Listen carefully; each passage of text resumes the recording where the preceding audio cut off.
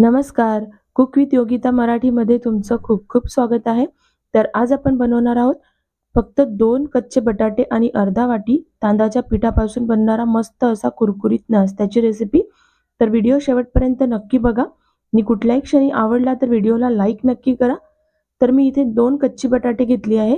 याची साल काढून घेतली आहे आणि आता आपण याला या पद्धतीने किसून घेणार आहोत किसणीने. तर बघू शकता या पद्धतीने मी इथे किसून घेतलेलं आहे. तर आता आपण याला 2 ते 3 पाण्याने स्वच्छ धुवून घ्यायचं आहे. म्हणजे याचा जो स्टार्च असतो सगळा निघून जायला पाहिजे. तर मी इथे 2 ते 3 पाण्याने स्वच्छ याला धुवून घेते. तर बघू शकता इथे मी याला धुवून घेतलेलं आहे. पाणी बघा अगदी स्वच्छ झालं आहे. तर आता आपण एक गॅसवर पॅन ठेवला आहे. त्याच्यामध्ये टाकणार आहोत पाऊण वाटी पाणी. म्हणजे 1 कपाला थोडंसं कमी एवढं पाणी घ्यायचं आहे. आणि आता याच्यामध्ये चवीपुरतं मीठ घालायचंय. सोबतच 1 चमचा तीळ घालून घेऊया. तर तीळ ऑप्शनल आहे. तुमच्याकडे असेल तर घाला, नाहीतर तुम्ही स्किप सुद्धा करू शकता. आणि आता आपण याच्यामध्ये घालणार आहोत बटाट्याचा किस, जो आपण किसून घेतला होता. तर या पद्धतीने पाणी काढून घ्यायचं आहे हाताने आणि असं हाताने प्रेस करून आपण याला याच्यामध्ये टाकून घेऊया पॅनमध्ये. आता आपण याला एकदा फिरवून घ्यायचंय. तर आपण बारीक किसणीने किसून घेतला होता, त्याच्यामुळे याला शिजायला वेळ लागत नाही. तर आपण या पद्धतीने 2 ते 3 मिनिटं याला उकळू देऊया, जेणेकरून हा जो किस आहे तो मस्त असा शिजला जाईल. तर बघू शकता इथे मी 2 ते 3 मिनिटं याला छान उकळून घेतलं आहे आणि मस्त असा सॉफ्ट झालेला आहे. तर आता आपण याच्यामध्ये घालणार आहोत तांदळाचं पीठ. तर मी इथे अर्धा वाटी तांदळाचं पीठ घेतलंय.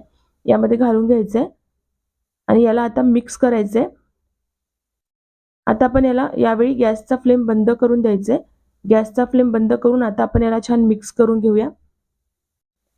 आता तुम्हाला हे थोडं कोरडं वाटत असेल, पण याच्यामध्ये जो बटाटा घातलाय त्याच्यामुळे मस्त अशी बाइंडिंग येते याच्यामध्ये. तर बघू शकता आता आपण याला थंड होऊ द्यायचंय. थंड झाल्यानंतर आपण याला बाउलमध्ये काढून घेणार आहोत. तर आता हे थंड झालेलं आहे. आपण एका बाउलमध्ये ह्याला काढून घ्यायचंय. व्हिडिओ कुठल्याही क्षणी थोडा जरी आवडला असेल व्हिडिओला लाईक नक्की करा. सोबतच चॅनलला नवीन असणार तर चॅनलला सबस्क्राईब सुद्धा करा. तर बघू शकता इथे मी सगळं एका बाउलमध्ये काढून घेतलंय. आता आपण याच्यामध्ये एक बारीक चिरलेली मिरची घालून घेऊया.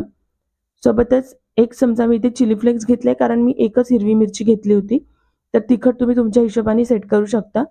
सोबतच ओवा घ्यायचा आहे अर्धा चमचा. हाताने या पद्धतीने कुस्करून टाकूया.